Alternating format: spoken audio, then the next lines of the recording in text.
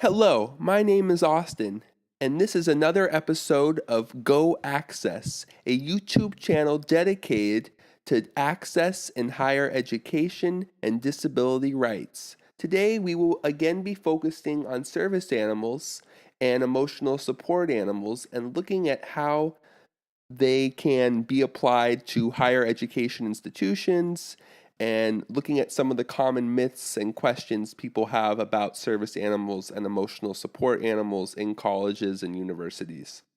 So let's get started. So again, covering the main difference between service animals and emotional support animals is that service animals do tasks. Service animals support that person, their owner, by performing a specific task like, reading their owner's glucose levels or helping open doors, keeping them aware of the spatial environment. They have to be trained to perform a highly specific task that relates to the owner's disability. Service, as I listed already some of the things that they can do, but they can also actually be trained to sense when an owner is going to have a seizure and help them, cushion in the event of a fall or help them get up from a fall. They can also they sense if an owner is going to have a panic attack and perform deep pressure by, putting their weight on top of them to help them relax. And again, service animals can be dogs, and recently the ADA has been amended to include miniature horses. And as you can see, there is a dog and a miniature horse. So the magic questions you're allowed to ask an owner with a service animal is the dog a service animal required because of a disability? What work or task has the dog been trained to perform? So those are the key questions to ask. Now, emotional support animals can vary. They can be anything from a pig to a lizard or snake to, as you can see, pretty much anything that is a domesticated animal can be an emotional support animal. And emotional support animals aren't trained to do anything in particular. They provide support for their owner by just being themselves. It's about that relationship between the animal and the owner, and that being a therapeutic relationship for that person. Maybe they have depression or anxiety, and that relationship helps support them. ESA's documentation. A letter of recommendation from a mental health professional is required for it to be for the animal to be an ESA. It's about, again, the student's relationship might be looked at with the ESA. Generally, it's better if the students had a previous relationship with the ESA, so the animal's not being put in a new environment in college, and at least there's some understanding that the animal can provide support there and has a track record of helping the student.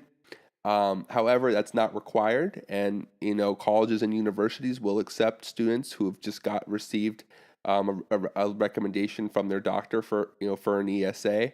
And the ESA again just stays in the dorm while a service animal will be in the classrooms. Now, the doctor's recommendations are another key part of that, because when you're reviewing documentation for an ESA, you're looking for the doctor to clearly recommend an ESA and not say it's merely suggested or possibly could help, but that it will help and that it's their recommendation. They're putting their signature and name and weight behind that recommendation for the ESA. So myth number one, ESAs are only need to be allowed in the dorms. This is actually not true.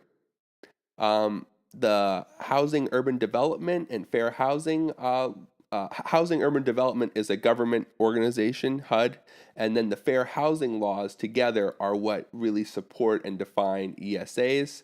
ESA is not mentioned in the ADA, for example. And again, when a college is evaluating a request for an ESA, they're following ADA and 504 Rehab Act as far as looking at that request and going through that process. And one of the key questions is the accommodation reasonable and is it required? Each request by the student must be evaluated. Colleges must follow ADA and 504 Rehab Act by evaluating the student's accommodation request. They cannot reject a request for an ESA in the classroom without going through that process, which is kind of interesting. So that means students in the classroom, they might decline that request. I guess backtracking a second there. So they might decline that request for the ESA, but they have to at least evaluate it. And going through the evaluation, some of the reasons they might decline is, students in the classroom or the professor might have allergies to the ESA. The ESA might pose too big of a distraction in the classroom environment. ESAs might not be comfortable or trained to interact in that classroom environment. The ESA might not behave appropriately again in the classroom, kind of similar. And the student's need for the animal might not be great enough to justify having an ESA in the classroom.